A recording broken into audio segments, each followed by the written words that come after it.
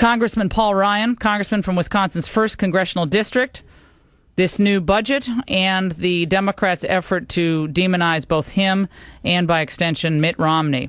Congressman Ryan, great to talk to you again. How are you? Hey, greetings, Laura, from Janesville, Wisconsin, where you are broadcast on AM 1230 WCLO. Oh, well, you're doing the work my producers aren't doing, man. You're giving me the station. Thank God. I love it. Yeah. Hey, Congressman, you heard Biden. He's out and about. He's doing the little tour in middle of the country, talking about how Medicare and Social Security imperiled by the GOP plans, and focusing really on how you are approaching this budget with Social Security. And, of course, the real goal is to hit Romney, because Romney speaks favorably about what your effort really is. Tell us your reaction. Well, all of our nominee contenders have spoken favorably about it, but they're obviously hitting Romney. I noticed that these talking points came out before our budget was even made available. I find that a little interesting. But I would say this, Laura. If you want to end Medicare as you know it, stick with Obamacare. Because the president's health care law this year puts in place this board of 15 bureaucrats, political appointees, who are in charge of cutting Medicare in ways that will lead to denied care for seniors, to ration the program. It still then goes bankrupt.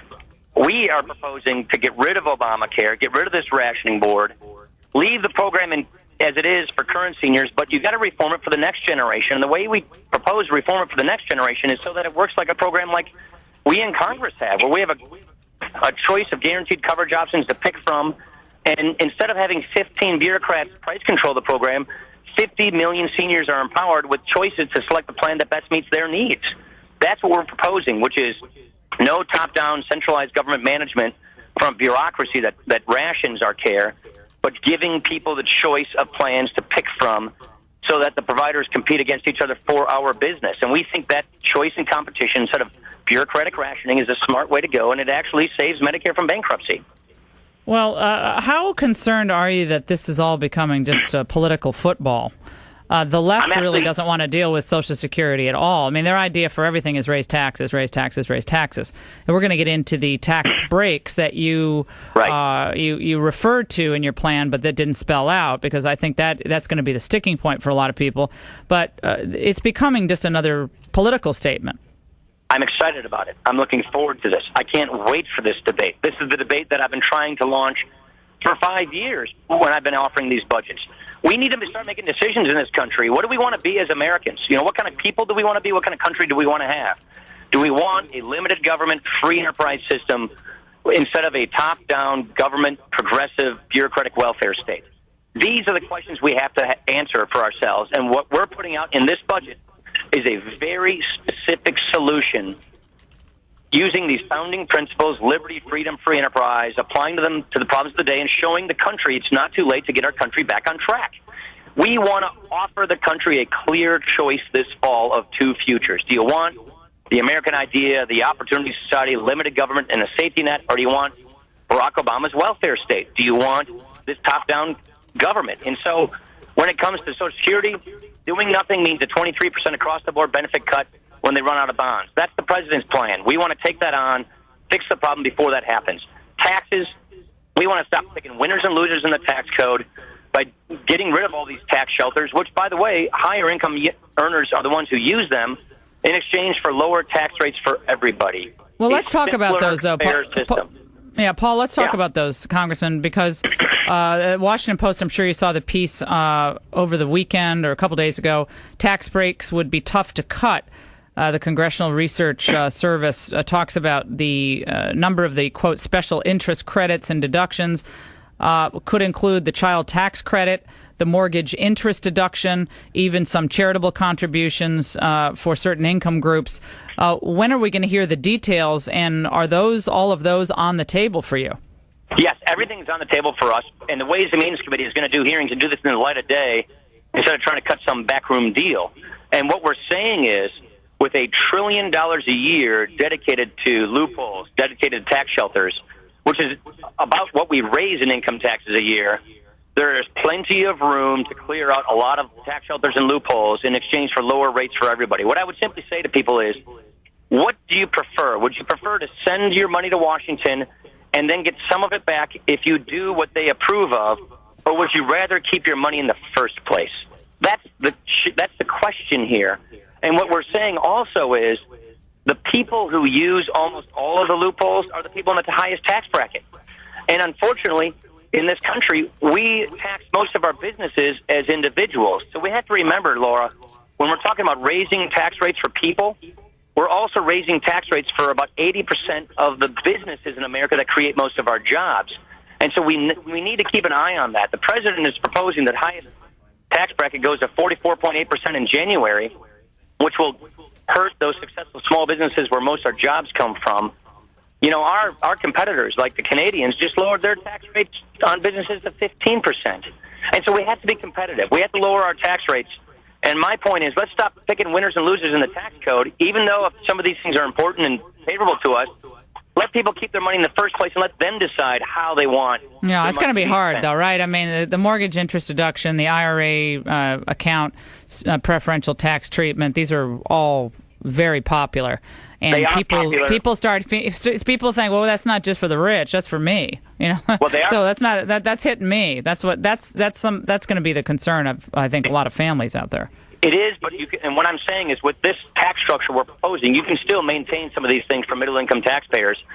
You would have to simply deny them for the higher-income earner in exchange for these lower rates. And so you can still maintain middle-income tax policies that we think are really valuable, say like charitable deductions and things like that. There's still room to do that, but it would have to be circumscribed and limited toward those middle-income people instead of the higher-income individuals. So there's still room for that, and that's what the Ways and Means Committee wants to do through its hearings and its process. David Plouffe, the president's chief political advisor, said of your plan, especially the Medicare portion of it, he called it the privatization of Medicare. It fails the test of balance and fairness and shared responsibility. It showers huge additional tax cuts on the wealthy that are paid for by veterans and seniors and the middle class. That is what they're going to run on against Mitt Romney if he is the nominee, and that clearly is right from the DNC playbook for 2012 elections. Well, obviously the president has decided in his fourth budget not to do anything to fix this debt crisis. He gave us another budget with another $1 trillion deficit, more spending, more borrowing, higher taxes. And so they're not proposing a solution. The Senate's not even budgeting for over 1,000 days now. And so they've decided, wait for the Republicans to offer a solution, then simply attack it. So we're going to go from the Hope and Change campaign of 2008 to attack and vilify in 2012. And since the president can't run on his record, look at gas prices. I just drove by a gas station. It's $4.16 here in Wisconsin. He can't run on his jobs record. It's terrible. And he's not changing his tune. He's not a moderate. He's clearly a dedicated progressive. His only choice left is to vilify, is to divide, is to prey on people's emotions of fear and envy and speak to people as if they're stuck in some class in life. He's going to play class, envy, economics, and politics. It's very unbecoming. It's not what this country's about. And I just don't think that that's the kind of president our country wants. And I got to tell you, from a fiscal and economic standpoint, with the debt crisis ahead, with this horrible economic growth, we need a new president. We're going to offer solutions, and we're going to stand up for our ideals, which are based on the founding principles of this country, and give the country a choice. Did Mitt Romney raise any concerns about your budget when he was on Capitol Hill last week? Any concerns raised by him at all? I met with him and walked him through it, and he was perfectly comfortable with all of it, from what I could tell. And so was Rick, and so was Newt, as far as for these other two guys as well. No concerns raised by any of them? No. That's interesting. Speaking of Wisconsin, April 3rd is a big primary. What are you seeing? It's going to be close. I think it's obviously a two-way between Rick and Mitt, Romney and Santorum. The recent polls here in Wisconsin have Romney up. Santorum was up in February, but I think just the Illinois win kind of filters up here a little bit. But my guess is this is going to be a pretty close race. Did that Etch-a-Sketch comment by Romney's top political guy, that Eric Fernstrom, that wipe it all clean, we can start anew in the general election? Did that give you any concern when you heard that? Well, I heard about it, and then I went on YouTube to actually see what the guy said, because what I heard about it gave me concern. But what I got from the guy's comment was not that we're going to change our principles or change our policies. We're going to change, sort of our strategy from a primary strategy to focusing on Barack Obama. So I didn't see it as we're just putting the finger in the wind and we're going to blow with the times. I didn't get that at all, because everything I have heard from Mitt Romney from talking to him, and granted, I'm neutral in this race, is that he understands where we are as a country, that the American idea is on the risk, that he calls it the soul of America is at stake. And so it just doesn't compute with everything he has been saying and doing in this campaign on how we want to bring the stakes to it. And our budget is designed to give the country a really clear choice between the welfare state that Obama's bringing us, the debt crisis, and the limited government free enterprise system we're trying to get back to. And Romney's been extremely clear to me on this, and all of us on this. And so I don't see this. I don't see a big concern about this sketch thing. And I think it was just some political guy basically using a bad metaphor. Do you have you had any early discussions with Romney about the vice presidential deal? Because your name is now being raised. None.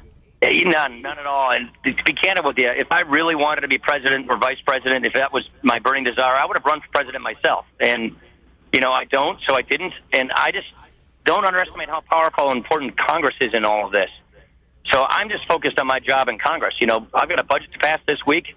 I think the budget we put out is our defining document that shows how we're different than Obama and how we would get rid of his health care law, reform the tax code, save Medicare from bankruptcy, and cut spending.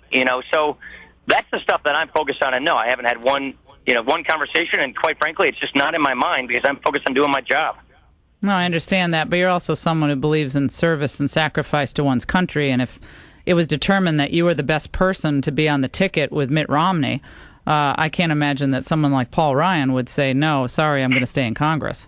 It's just not something I'm thinking about. So, if that bridge ever came, then I would consider it if I ever had to cross that bridge. But it's just not something I've been faced with. It's not my decision. It's a ways away, so I'm busy doing my job. Yeah, I guess it's flattering, but you have other things to focus on right now, and we're a little busy right now.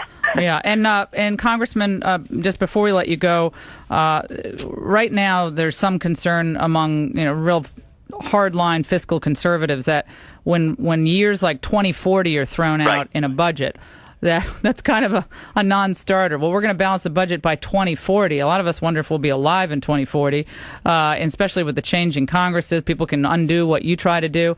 Right. What's your answer, very briefly, to that? Congressional Budget Office is my problem. Only I have to use the CBO baseline, which no other group or person has to use to measure their budget. If you have the economic growth baseline that we think is more realistic, our budget balances within 10 years. It balances in this decade.